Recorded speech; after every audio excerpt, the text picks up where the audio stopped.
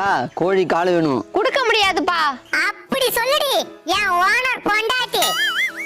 காலை நீ வாங்கிட்டு போயிட்டா உடம்ப யார்கிட்ட விக்கிறது? ஆட ஓனர் மூஞ்சி, காலை மட்டும் ஏன்டா கேக்குற?